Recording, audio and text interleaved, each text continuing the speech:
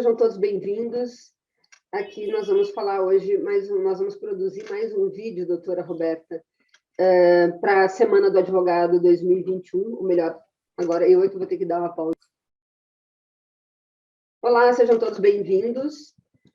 Dando continuidade ao nosso projeto Mês do Advogado 2021, nós temos aqui hoje a doutora Roberta Negrão. Doutora Roberta, ela é a secretária de eventos na Comissão de Direito de Família e Sucessões da OAB Santana, São Paulo. É advogada, palestrante, professora, e hoje ela vem aqui com uma tarefa árdua de falar sobre reconhecimento de família simultânea. Para que a gente possa ter uma dinâmica aqui, doutora, a gente pensou em fazer 3 perguntas. Então, na medida que ela vai respondendo, o assunto vai sendo desenvolvido. Nós temos um tempo meio curto aqui, então já antecipo, doutora, que a senhora está convocada para voltar aqui e falar sobre o tema de uma forma mais didática, com mais conteúdo, com mais tempo. Então, hoje nós vamos fazer uma sinopse, né, digamos assim, do que a gente pretende falar futuramente. Então, falando sobre reconhecimento de famílias simultâneas, doutora, eu vou lhe fazer 3 perguntas, tá? Então, já vou passar imediatamente para a primeira pergunta. Doutora Roberta, o que caracteriza a família simultânea? Família simultânea, ela é caracterizada quando existem 2 ou mais núcleos familiares. Levando-se em conta que o núcleo familiar é aquele disposto na Constituição Federal, a união de 2 indivíduos, entre homens do mesmo sexo ou sexos diversos, com a finalidade de formar família.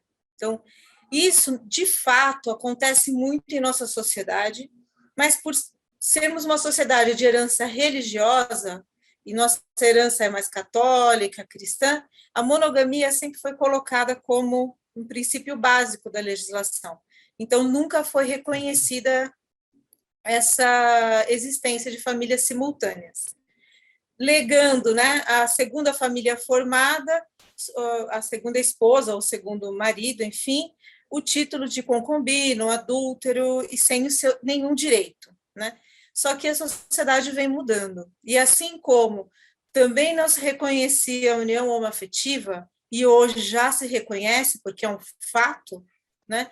Nós estamos caminhando para o reconhecimento da união das famílias simultâneas, né, que gerariam, então, efeitos na nossa vida, efeitos previdenciários. Então, as 2 esposas, os 2 maridos, ou algum caso que foi discutido no TSF, que era uma esposa e um companheiro homem que ele tinha simultaneamente, né?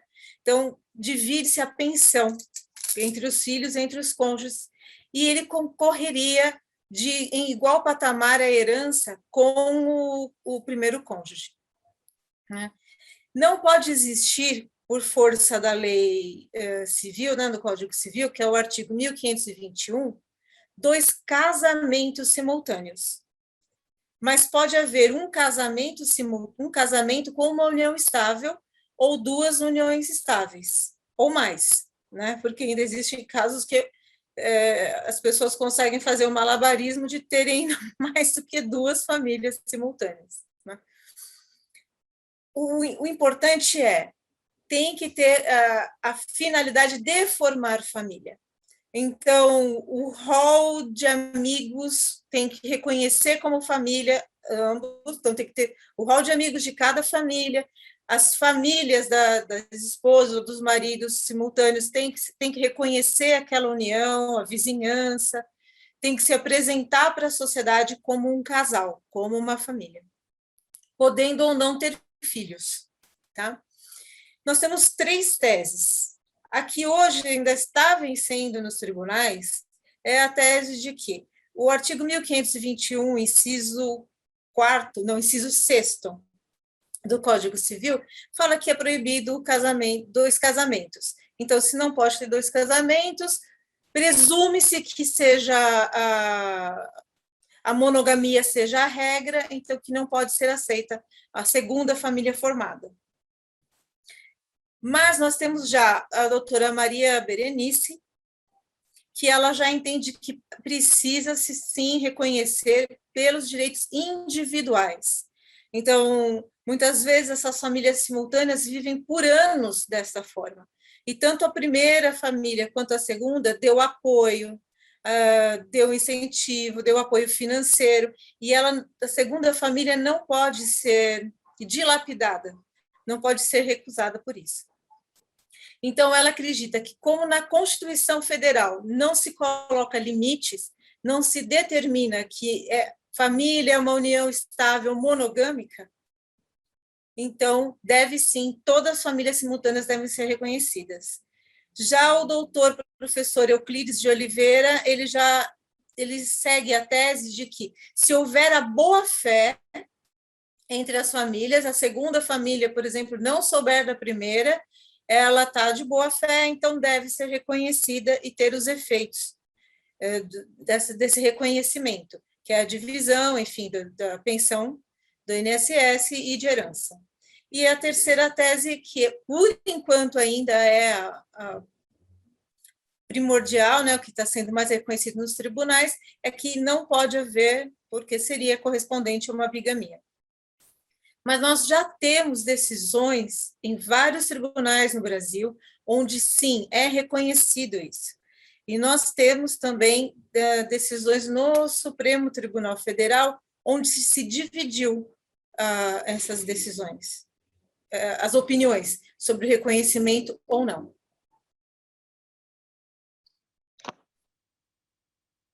E uma coisa que eu percebi, doutora, que talvez os colegas que estiverem nos assistindo, nós estamos falando sobre famílias simultâneas, né? E não sobre casamento simultâneo, como a senhora bem destacou na sua fala, que eu acho bem importante, porque são situações diferentes, né? Quando a gente fala de famílias simultâneas, são, como a senhora mesma já disse, né? Pode ser uma união estável com outra união estável, ou um casamento com mais uma união estável ou outras duas uniões estáveis, né? Então, isso é bem interessante. A senhora pontuou muito bem, eu acho que isso é importante a gente deixar destacado. Partindo já para a nossa segunda pergunta, doutora, como a jurisprudência dos tribunais superiores tem se manifestado nesses casos, doutora? Nós temos uma decisão bem importante de um recurso extraordinário, 1045-273, de Sergipe, onde a ministra Carmen Lúcia, o ministro Edson Fachin, a ministra Rosa Weber e o ministro Roberto Barroso, eles já se manifestaram a favor dessa família simultânea, né? Na verdade, esse resultado saiu em dezembro agora de 2020, e foi a votação 6-5. Então, isso demonstra que nós estamos evoluindo muito. 5 ministros do STF já se manifestaram em favor do reconhecimento da família simultânea. Eu acredito que nós estamos progredindo como foi o progresso do reconhecimento da união homoafetiva. Porque os tribunais, eles têm que representar o que de fato acontece na sociedade, né? E agora, diversas decisões já de instâncias menores já reconheceram, sim, as famílias simultâneas. Não é muito fácil, porque ainda o pessoal se pega na monogamia, como um princípio básico. Uma questão moral, né?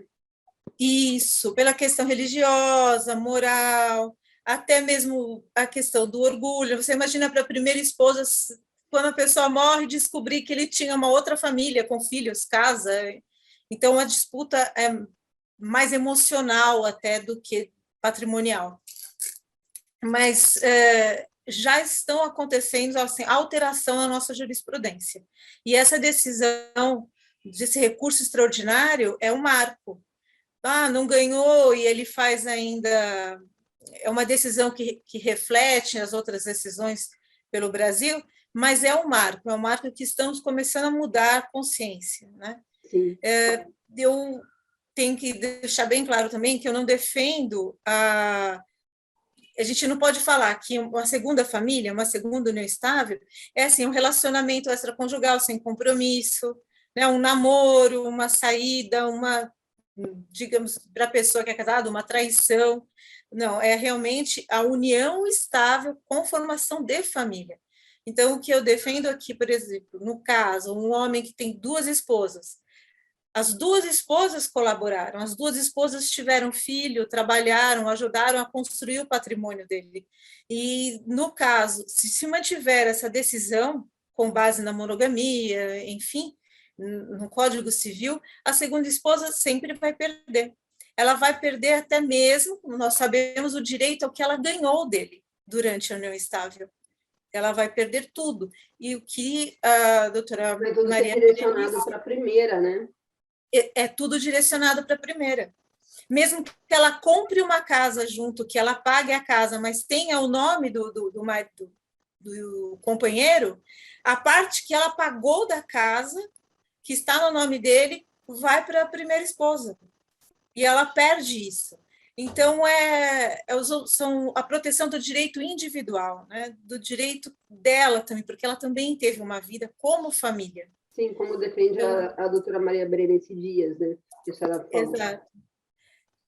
Então, a jurisprudência está indo nesse caminho. Eu espero que a gente possa evoluir e sempre, né? Sempre julgando caso a caso, para que seja realmente reconhecida a união estável.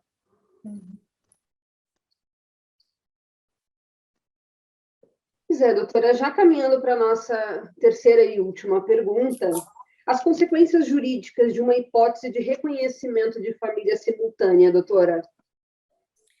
Bom, as hipóteses são aquelas que a gente já conversou um pouquinho, mas eu vou dar uma aprofundada. A herança, né? Os descendentes já é certo, não importa qual é a origem, eles vão partilhar da mesma forma. Dependendo do regime da do primeiro casamento, se foi feito um casamento mesmo, ou se foi união estável, que é o regime parcial de bens, vai ser feita a divisão de bens. Então, o que foi adquirido dentro do casamento, partilha entre as partes. Aí vem o problema. Vai ter que se comprovar quais são os aquestos. Quem ajudou a comprar o quê? Mas vai ter que ter uma partilha entre as duas famílias, entre os dois cônjuges sobreviventes. Não é? Então, vai ser discutido aí os aquestos, quem ajudou a comprar qual imóvel, ou se só tem um imóvel, que a pessoa também vai ter, a segunda esposa também pode compartilhar, né, fazer parte da lista hereditária. Então, ela vai dividir os direitos, os dois cônjuges dividem os direitos.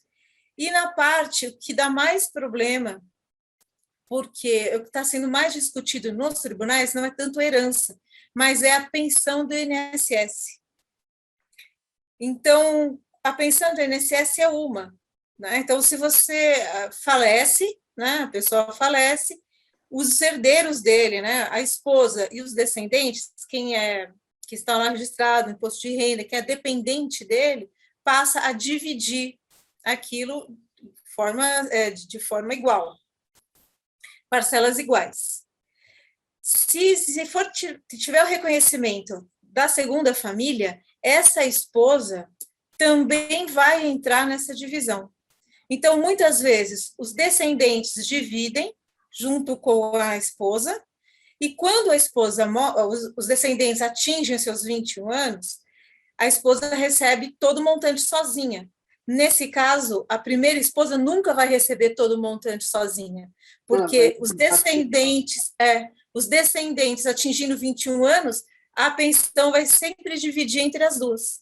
Então, a maior discussão que tem nos tribunais é sobre isso, sobre a partilha da pensão do INSS. E muito também nulidades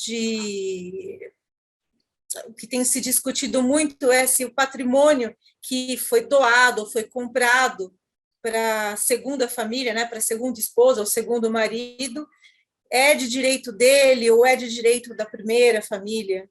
Né? Então, é mais essas consequências que tem. Mas, enfim, é dividir tudo de forma igual entre as duas famílias, entre os dois cônjuges sobreviventes.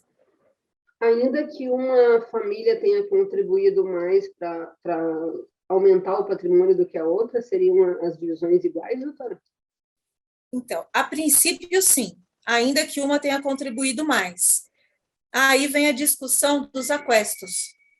Aí cabe às duas discutirem em juízo, aí vai de caso a caso, quem contribuiu mais, né? Então, a primeira esposa tem uma casa, mora, casa própria, que comprou com o marido. A segunda esposa também foi lá e comprou com o marido uma casa.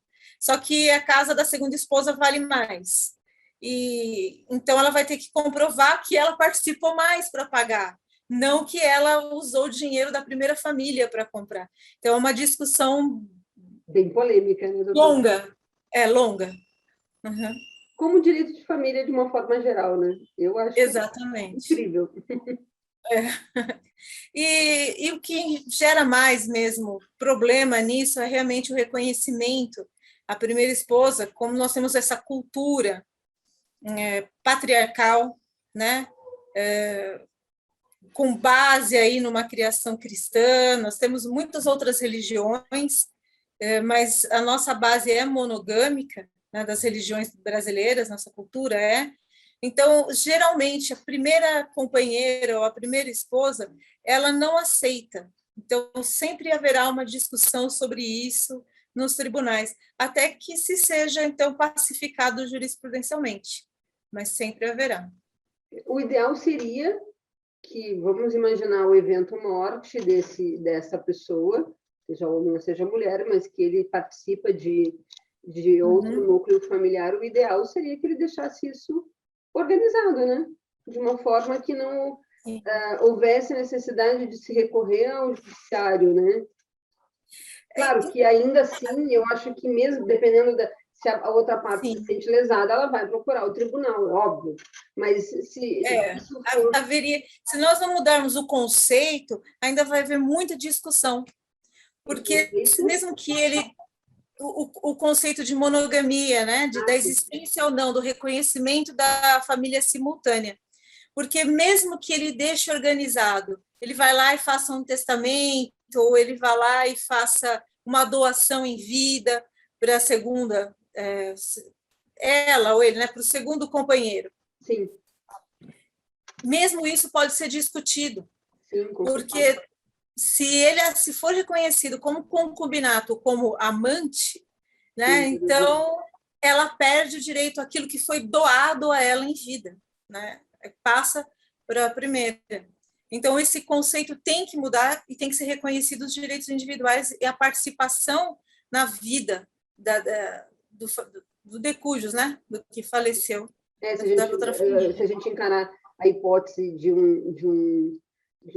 pensando numa situação hipotética de que o homem, vamos imaginar, né, independente do gênero, mas sei lá, o homem e tinha duas esposas, ou uma esposa que tinha dois maridos, e eu acho que até já tem casos assim lá no Rio de Janeiro, né, de uma mulher com dois companheiros, complicado, né, porque neste caso que eu estou pensando aqui, são pessoas que coabitam a mesma casa. E aí já é diferente. Eles dividem... Já não são famílias simultâneas. Né? Não daria para falar numa... Seria um casamento, né? Ali a gente está falando, em tese, que os três, na verdade, estão em comum acordo e todos estão colaborando para si. Agora, quando a gente fala em família simultânea, nós estamos falando em núcleo, dois casamentos, duas uniões em paralelo. Uma residência com fim de formação de família e outra residência com fim de formação de família. Exatamente. Então, aí tem essa questão que é diferente da família multiamorosa, né, que a gente chama. Sim. São quando várias pessoas convivem de boa, e não tem nenhum problema. Mas não cabe a ninguém julgar aquele relacionamento e aquele amor, né? O poliamor, né? O poliamor.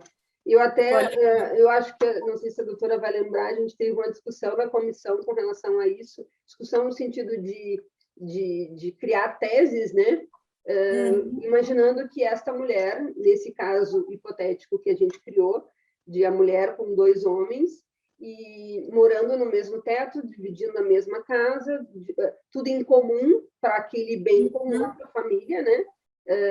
imaginando que ela ficasse grávida e como seria isso, esse reconhecimento, né? E aí a gente chegou à brilhante conclusão, claro, isso no momento que ainda não se havia essa discussão, né? Ainda não, era um caso muito hipotético. E aí a gente estava nessa discussão, a doutora falando sobre essa criança, é filha de quem? É filho de quem? Nós estamos falando de uma mulher com 2 homens. E aí eu defendi a tese de que os 2 são pais, né? A gente não tem que fazer uma investigação. Os 2 são pais. Essa criança vai ter uma mãe e 2 pais. Simples assim. Só que aí, para a gente registrar, vai ter que registrar um como pai biológico e outro como pai socioafetivo. Mas são 2 pais, né? Porque são 2 pais, exatamente. Mas aí diverge, né? Da família paralela, que aí complica, né? Para os filhos, tudo bem. A gente está tentando dissociar aqui. A gente não está falando de poliamor, nós estamos falando de famílias simultâneas, né?